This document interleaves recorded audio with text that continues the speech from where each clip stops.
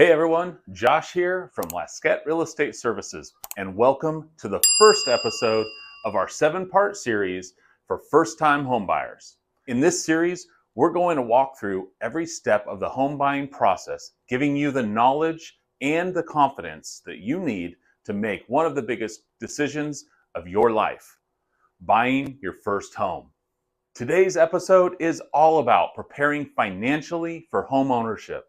Whether you're months away or even years away from buying your home, having a solid financial plan is the foundation of a successful home buying experience. So let's dive right in. First things first, you need to have a clear understanding of your financial situation.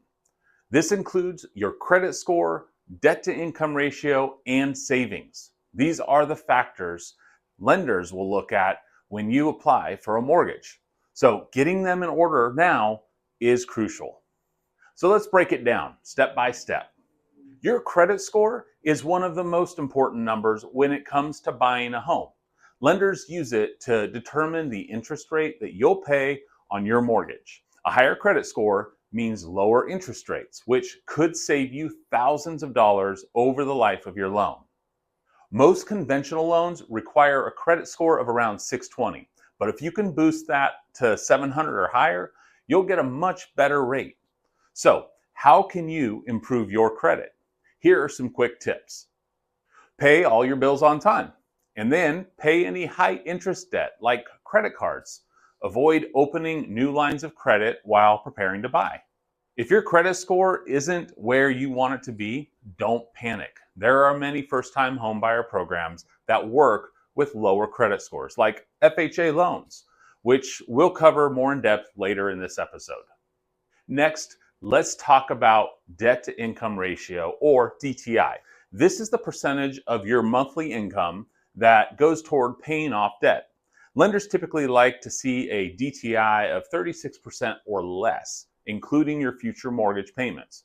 To calculate your DTI, add up all your monthly debt payments, like student loans, car payments, and credit cards, then divide that by your monthly gross income.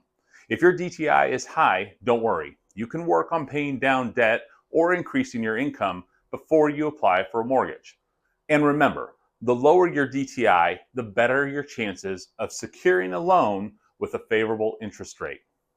All right, now let's talk about the down payment. This is one of the biggest hurdles for first-time homebuyers. While the traditional down payment is 20% of the home's purchase price, there are plenty of options that require much less. For instance, FHA loans allow for as little as 3.5% down, and VA loans might not require any down payment at all if you're eligible. If you can, you want to avoid private mortgage insurance, or PMI, which can add to your monthly payment. Try to aim for a 20% down payment, but don't stress if that's not possible. There are down payment assistance programs available that can help, especially for first-time homebuyers. All right, now that we've got your finances in order, let's talk about the different types of mortgages available to you. Knowing your mortgage options will help you choose the right loan for your situation. First up is the conventional loan. These are the most common loans, and they typically require a higher credit score and a larger down payment of often around 5 to 20%. If you have a solid credit history and enough for a sizable down payment, this might be your best option. Conventional loans usually offer competitive interest rates and can save you money over the life of your loan. Next is the FHA loan, which is great for first-time homebuyers who may not have a huge down payment or perfect credit. With an FHA loan, you can put down as little as 3.5%, and the credit score requirements are more forgiving, typically around the 580 or higher. The trade-off, you'll need to pay mortgage insurance, which increases your monthly payment. And then we have the VA loans, which are available to active duty military members, veterans, and their families. These loans offer incredible benefits like no down payment and no mortgage insurance. If you're eligible for a VA loan, it's definitely worth exploring. Lastly, USDA loans are designed for rural and suburban homebuyers. They also offer low down payment options and can even finance 100% of the home's price in some cases. So, if you're looking to buy in a more rural area, this could be a great fit. Okay, so before we move on, let's talk about a trending concern in today's market: rising interest rates. Over the past couple years, we've seen mortgage rates steadily climb, and many first-time buyers are wondering how this impacts their ability to buy a home. While interest rates are high right now, they are starting to soften, but nonetheless, they're higher than we've seen in a while. Higher interest rates mean higher monthly payments, which can reduce your overall buying power. But here's the good news.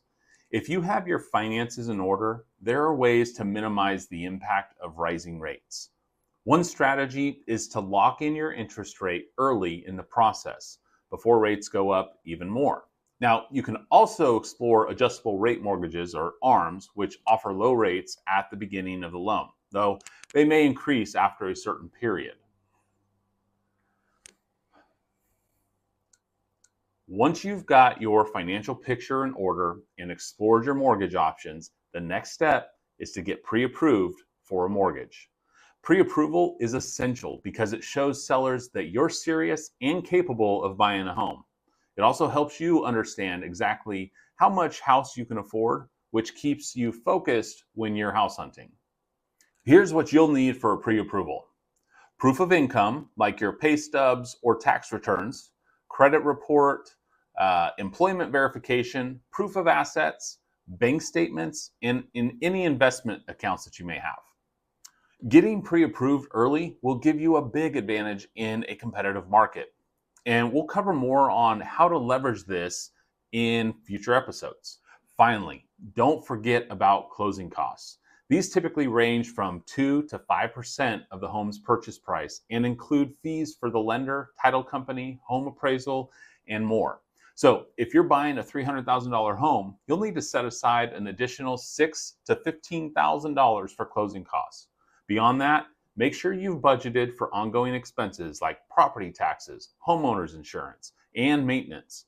Owning a home is a long-term investment, so you want to make sure you can comfortably afford all the costs that come with it.